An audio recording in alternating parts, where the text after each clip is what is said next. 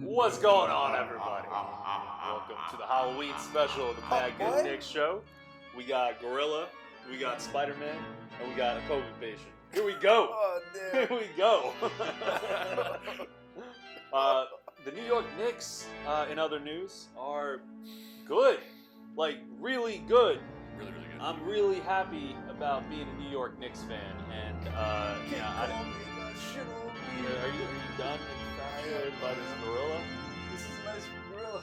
It is, man. All right, can we bring back the crew of the Mad Good Knicks show? Let's do it, baby. All right, so the New York Knicks, they're really good. We love it so far. And oh, hey, Gorilla Man. And we got a lot to talk about right now. But I want to do this in a special kind of way. So what I want is, it's been a few games since we've been back on the show. So games 2 through 5, the 2 against Orlando, Philly, and then the Bulls. Give me 3 moments, each of you guys, that stood out, and the last moment we'll talk about it. Sound good? All clear on the instructions? Yes. You want to kick it off, Steph? Sure. I'll kick it off. So these, for me, some of them are moments, some of them are more kind of just like a theme that I've noticed over several games. Number 1 is IQ. Emmanuel Quickly, I think his first couple of games, especially in the preseason, what I've been noticing is his shot's been a little weird. He's gotten his legs under him. He's taking more patient shots, and they're falling in for him more so, and I think that's going to be progressing through the season.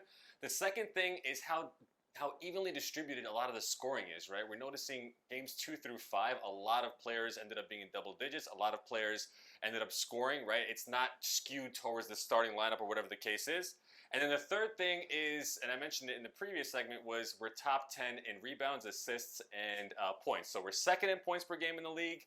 We're 10th in rebounds, and we're 5th in assists. So that's a great place to start, man. I love it. I love these. These are like the stats that I've been like craving as a New York Knicks fan. That Thanksgiving we just have not been getting stats. Do you guys think it's sustainable, or you think we're gonna climb the charts? Because that's what I feel. I feel like we're gonna end up probably like top 7 in each of these categories. I'm with that. Same. I think it'll be the top 7 to 10 range. Awesome. All right, I'll go next. All right, so 3 moments that stood out to me.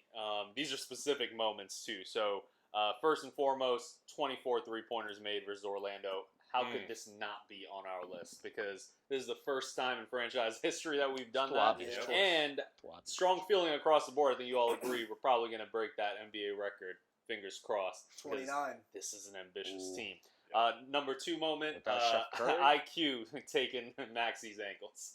Yes. That was brilliant. I don't think we need to talk about it too much. That was just a very, very memorable moment against Sixers. Yep. Number 1, little bit of a wild card here, but Walk on. This is a weird cultural thing that's taking over New York, and I'm here for it, man. Stand clear of the closing doors, please. Bing bong. I especially love how much Fournier has adopted that and hit all his social media with this. So that's my 3. You guys think this cultural thing is going to carry on? Do you guys think it's something special for this season that's going to carry some weight? Absolutely. I think it's already caught fire. Yeah. They're going to beat it to death, of course, as Knicks fans do. That's what we do, baby. Yeah. New York, we here. We beat that to death. Bing Bong, we're going to Subway cars will never be the same. Yeah. Give me a banner that says Bing Bong 2021-2022 season. So I love it. I love it. All right, T, you want to go next? Yeah, for me, number 1, of course, the 24 threes. I think, it came in the second game of the season. We all projected that the Knicks would beat it fairly early. I think game 2 was pretty crazy, pretty fast. Pretty early. The second thing for me, I think, was Mitch absolutely locking up and obliterating Embiid against the Sixers. Apparently Embiid was injured. Oh, whatever. Yeah. You know what I mean? He fakes injuries and all that or whatever. But Mitch's 285-pound body on top of Embiid really put him to work. Yeah. So shout out to Mitch for that. Yeah, that was awesome to see. And my third, the one we're going to discuss, was tonight. R.J. Barrett not falling for the little head fake, pump fake Yeah. for DeRozan and forcing him That into was an air lit. ball. That was lit. That's So, a great one. Shouldn't have gotten to that, but it shouldn't have gotten to that. But RJ not fouling. if you had to was get to clutch. that, And that that's was what good. RJ That was saying at the good. beginning of the season. His number one thing for this season is to focus on defense and Definitely not jumping. noticing it. And because Clyde would have called that shit out. He Yeah, would have of been course, like, of leaving his course. feet. Like, why is he doing that? He can't jump on that. It's Leaving his fundamental. feet, missing the beat. All Yeah. defense, baby. RJ. Yeah, no, let's that was get it. awesome. No, I think RJ's defense this year has definitely put the league on notice, at least in the early going. Hopefully, he can keep it up. I don't know about first team All NBA. I'll give him a third team All NBA defense. He keeps this up. He might be top 25 players under 25 one day. One Damn, day. One day, right? At 35 years old, he probably He's makes got- it. he's got- Like Ben Simmons when he's like Yeah, rookie of the still year, a 10 rookie, years. yeah. Yeah. So what do you got? All right, so I'm kind of between you guys. I got some specific moments and some themes. One of them was I agree with my brother. One of my themes was how many times we've seen multiple players in double figures. Tease your brother. I totally garbled that Of up. course. So that was one of my moments. Another moment was a very, very specific moment in a game. I forget which game it was, to be 100% honest. It might have been the Boston-Orlando games. It only really could have been those. But it was Kemba Walker was started the game, and he had a really good he did really well coming, just starting, and he made his shots. He distributed the ball, and then he went in, and then Derrick Rose came off the bench, and that feeling of seeing like, oh, D Rose is coming in to replace Kemba, another guy that knows what he's doing, and then Evan Fournier can control the ball, and Alec Burks from time to time, Manuel quickly, and just this feeling of relief I had in that moment to know like we've got enough guys to like bring the ball up, and man, that was a special feeling that I had in that particular moment. It was like, oh shit, that was nice. It almost makes up for the last 12 years of like Almost. I know, almost. And then my final kind of moment, which is more of a thematic moment, is I think I'm happy to see Julius Randle continue to play at an all-star level while still getting guys involved. He's averaging 6.5 assists so far, leading our team in assists, but still getting his buckets, averaging 25-5 a game. There's some moments tonight in the Chicago game where I think maybe he could have passed it up and not gone one-on-one with Lonzo. But all in all, I'm happy to see him eat while also the rest of the team eating. So that to me is a great moment for the team. And those are my three. I love how everyone's rallying behind Randall as the de facto, like, this is our guy, this is our leader. Oh, absolutely. Kemba had a nice quote tonight of, he's going to set the tone, and we're all there to essentially support that. So hearing these guys who are scorers, who are 10-year veterans throughout the league, and still being able to acknowledge Randall as the leader is awesome. And I love that Randall's taking that leadership role. I just don't want him to feel too much pressure. We got a lot of guys now that can help him out, so he doesn't feel like the burden's all on him. He's not used to it yet. He's going to learn from this. I think he's gotta trust his teammates. No, it's going to be good. It's he's a talented player. What are some moments that stuck out to you all this past week? We got a jam-packed show. Make sure you stay tuned. Please like, comment, subscribe, all that good stuff. It's the Mad Good Nick Show. Happy Halloween edition. Yeah. Let's hit the next segment. All right, y'all. So this segment is called Surprise. What has surprised us the most through the Knicks' first 5 games of the season? Each of us are going to go around and we could chit-chat it up. Let me know if you guys agree or disagree or what have you. But I will kick this one off. I think the biggest pleasant surprise, it doesn't have to be pleasant too in case you guys have something negative, but the pleasant surprise for me is Derrick Rose. I think we all kind of came in knowing like, all right, he'll be solid. Like he's been an anchor for this team. And I would go back to the playoff series against Atlanta last year, where we saw just the crucial nature of what the need is to have a guy like Derrick Rose. So two quick stats that stood out to me. One, his 3-point percentage at 54.5%. Yeah. That obviously will trim down a little bit, but he's been pretty money from the 3-point line. It's been awesome to see that evolution in his game. And then his plus minus is plus 12, guys, through 5 games this season. Highest in the So league. it might be. Highest It might in the be. league. So having that, Can I throw a bonus one in there? He leads the team in PER. he leads the team. Thank you, Pete, off camera right here. Derrick Rose leads the team in PER. Like this guy, we locked him up for 3 years. I think it's going to be a money contract for us. Makes a ton of sense. Stay healthy. Keep vibing with that bench. Keep leading that bench. He's the captain of the bench in my eyes. What do you guys think? Yeah, I love everything that he's been able to accomplish. I think Derrick Rose is truly an anomaly. Mhm. Like, guys just, this doesn't happen for guys. You don't get injured and you don't kind of evolve your game later on into your career. So I love everything Derrick Rose has been able to do, and his three-point shot, I mean, that's incredible. And not to mention, he did say that he wants to follow Tom Brady. Yep. Yeah. So I'd love to see a 52-year-old Derrick Rose. Oh, God. Yeah, absolutely. Steph, what do you think? I totally agree, man. Derrick Rose, like what T was saying, and I spoke to Pete about it as well. His evolution, the way he adapted to the game, his injuries forced him to have to slow everything down to play a half-court game, and he's performing really well. I mean, the first season with us, I think he averaged around 18 points. Very quiet 18 points he averaged. Then he went to Minnesota. He had that really big game in Minnesota when he cried in the interview, 50-point game, and he's like, damn, I still have it. Then he came back to the Knicks, and now he says he's at peace, and he's able to contribute.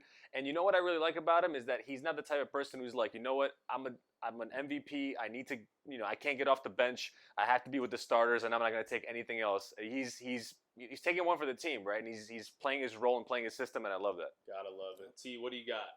Biggest surprise? For me, I kind of wavered back and forth with this one. I couldn't really decide on one, but in reviewing our previous episodes, I watched our preseason episodes, and all of us kind of laughing at how Mitch is going to take some time to get his cardio and conditioning together. He didn't look good in the preseason at all. He's the biggest surprise to me because he looks amazing out there. Mm-hmm. And I got to give credit where credit is due. The guy is coming off 8 months of being inactive, broken foot, and he's out there busting ass. Defensively, he is an anchor for us, and clearly we missed that throughout the Atlanta series in the playoffs because he's out here changing shots. We're number one in blocks and number one off opponents' points in the paint, and that's due to Mitch, clearly. He gained weight, got to 285. Big shout out to him for putting in that off-season work. I think there were skeptics, including myself across the board, on how long it's going to take him to actually get those starter minutes. And now it's clear cut. He's not only a Knicks starter, he's an NBA starter and a force to be reckoned with. And just really quick before we end, go to Steph on that. Think about where we would be right now. Noel's hurt. Taj missed the first couple of games. Right. Congratulations to him, new baby. Where we would be without a healthy Mitch right now. I think a Julius Obi 4-5 could be too much for him to handle. 4-1, I doubt it. Steph, what do you got? Too much for him to handle. Well, actually, look at this. That's exactly what I had. No way. Yes, I had Mitch. Oh, yep. Man, so sorry, it's all right. I'll just end the show now. It's perfectly fine. No, a few things to add though. Mitch, man, number one in the league in field goal percentage, 83% out of everyone in the entire league. I had the same exact points. It's really funny. And he's leading by like 10 percentage points. Yeah, exactly. So like Dwight in his prime was like 60 something. Oh, DeAndre Jordan was 70 something. He's the all-time leader field goal percentage for the season. Yeah. Wow. He broke that record during the COVID season, the shortened season, condensed season. Yeah. He broke Wilt Chamberlain's record or something like that. Yeah. And that speaks to what you were saying, T. What I noticed in him is his maturity level, right? He doesn't seem as aloof as he did last year. No offense, Mitch. He seemed like, he just joined the league. He's having a good time. But now he's taking this role seriously. He's not doing half-ass picks.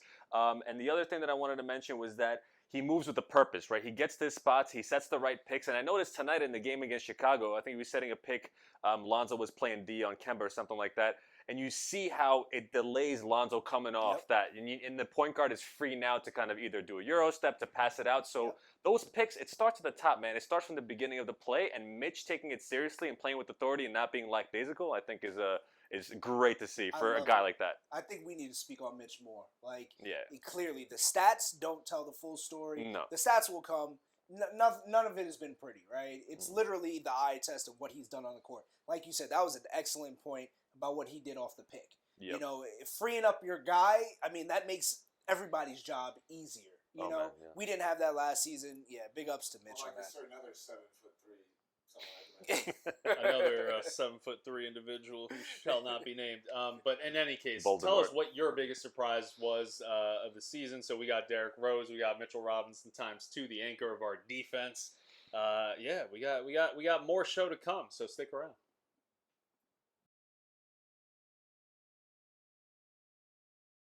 All right, what's going on, y'all? So we like to call this segment Pessimistic Pete.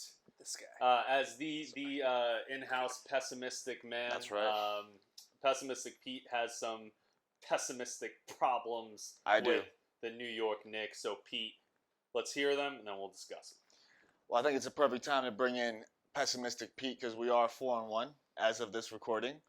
So we're doing well. So I think it's a great time to kind of, revisit what could be better because we shouldn't be all, it's not all ice cream and rainbows. So I think there's a number of points, a number of themes that I'm going to bring up now that I'm a little bit concerned about at this point in the season. So the first is the concept of live by the three, die by the three. So as of right now, we're averaging 46 attempts a game, which is number 1 in the NBA. We're 8th in percentage, so that's not too bad. But you notice in a number of games that sometimes when a three ball is not falling, we had a tendency at some points in the game to force shots and take, like low IQ shots and not necessarily try to work the ball in the paint. And I could see how in some games that could be a liability. The second, can we talk about each of these real quick? Yeah, sure. Why don't we do it that way? Yeah. Let's pause. So what do you guys think about that? I want to judge the pessimism here. Is it pessimism or is it fact? So T, what do you think? This is fact. This is definitely fact. The live by the three, die by the three. Pete hit it right on the head. There's portions of the game where we fall in love with the shot. Even when it's not there, we're forcing a lot. And it's caused us to get in trouble. Several points of the game, especially Orlando game. Yeah. And even tonight, even against the Chicago Bulls, we fell in love with the three. Steph? Yeah, agreed, man. Number 1 in the league in 3-point attempts and 3 points made. A lot of shots, right? But we also beat our franchise records with that. So there is some optimism in that, right? The last time we hit this many threes in the first 4 games was 2012-2013, our 54-win season. And before that, for the 3-point attempts, it was 2010. So agreed, right? You can't rely on a single aspect of basketball, but it's a great one that we're improving on. I'm saying you're a pessimist, and I'll tell you why. Okay. Primarily because I think us as Knicks fans are just not used to how the rest of the NBA plays basketball. And all of a sudden, we're seeing all these threes come in, and we're like, oh, well, now we're living and dying by the three. No, we're playing NBA basketball. So that's fair. That's a good point. point. On to your next point. That's a good point. I could say maybe like it wasn't enough, and sometimes now it's too much, and hopefully this season we find that balance. So the second major theme in this Pessimistic Pete segment I'm going to be talking about is about fast breaks. Now, 2 things. One, we don't really run the break. We don't run. We're 19th in percentage in terms of points off of turnovers and 20th in the league so far in terms of percentage of points off of fast breaks. And you see when we do run a break, there's a couple scenarios there in Chicago in the second half where Derrick Rose or whatever was running the break. We almost had a turnover. So you don't really see New York running that much, and you don't really see them defending the break that much either. And that's, I think, something that we need to fix because that gets us in trouble, and that allows other teams to develop momentum against us because they can run against us and we don't necessarily run against them. So what do you guys think about that? I'll kick this one off. So borderline on this one. I think there's a little bit of pessimism there because I think we still need to give the team some games to really feel each other out. But what I will say is that Obi Toppin is the best finisher and best fast break guy on the team right now. And when he's on the court, the fast breaks come in droves. And I think that's something we need to continue to build on. I think everyone else, they're going to get the chemistry. Yeah. Steph? I agree, man. But when you think about our point guards, Kemba, Derrick Rose, they're not fast break type point guards, right? I mean, Derrick Rose used to be that pre-MVP, right? But he's evolved and adapted so much to the league, and I'm so proud of what he's able to do. Not like I'm his father or anything, but it's really awesome, and like that's where our half court game really thrives, right? So I'm not really mad at that, especially when we're looking at it. We're top 10 in points, rebounds, and assists so far in the NBA. If we get those 3 stats and we stay top in that area, we can play half court all day. But I agree, fast break will get better, I think, throughout the season. See? Yeah, I'm gonna hit fact again. I agree with Steph though. When you're top 10 in all of those categories, is the fast break really necessary? That's debatable. We'll see. We're still early in the season.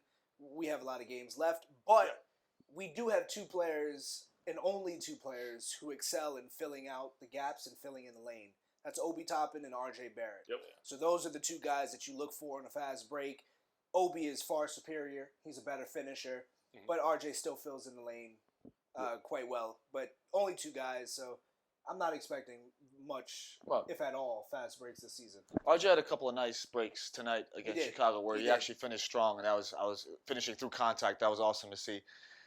Okay, my final pessimistic theme here has to do with defense. So last year was a big year for our defense. We took a huge jump in terms of we were third, I think, in terms of defensive rating. Now, it's very early in the season, small sample size, but I'm noticing some defensive deficiencies, if you will. And I also noticed our second halves aren't that great. And I did some math to see if that hunch was actually correct. So check this out. So we're second in points per game. Yes. Right? And in terms of our offensive rating, we're doing so far so good in that. But we're 18th in points allowed. We're 16th in defensive rating. We're 14th in steals and 6th in opponents' points off turnovers. So you don't want to be first in that one because that means the team scores. And that kind of goes along with what we said about not defending the break. Absolutely. And I did a little math here. And I know we're 4-1. So we played 5 games. But in 4 of the 5 games we played so far, we've been outscored in the second half. So we're getting by on the fact that we're getting good starts and we're having good second quarters, but we're not reacting in the second half as well as we could, I think. And a lot of that comes, I think, to defensive deficiencies that you're seeing, perimeter defense and stuff. So I don't know if that's just some of the chemistry with some of the new guys, but what do you guys think of that? Will that develop as the season progresses? You got 30 seconds. All right, so I just want to touch on that really quickly. Sure. I agree. We're middle pack in a lot of defensive ratings and stuff like that. But we are top 10 in blocks, right? Yeah, we are top are. 10 in opponents' points off turnovers, which is crucial. And the last one, my very favorite, we are number 1 in opponent points in the paint. Ooh. We're not giving up anything in That the goes paint. hand in hand with the block category, too. Exactly. Which is interesting because that was like a very clear weakness during preseason. Absolutely. So I'll quickly say, I would say it's fact right now. I think we've taken the pedal off the defense because we're so good offensively now. And I think the two will eventually balance themselves out. Yep, second half, I mean, that's just, for me, I think that's the beginning of this season. I think that's going to get better. Third quarter was always our kryptonite, right? We always came out of the first half just struggling, even, like, no matter what coach we had. But, I think that's going to develop during the season. All right, well, I think you're still a pessimist, but that's just me. That's just I had to put on the mask sometimes. You're a pessimist, but that's just Pete. Y'all, let us know what you think. Is he a pessimist or is he speaking facts right now? We'll catch you guys next time, and make sure you like, subscribe, comment, show us some love on Instagram. We love talking to y'all. Peace, and see you next time. Peace. Happy Halloween. Woo-hoo-hoo.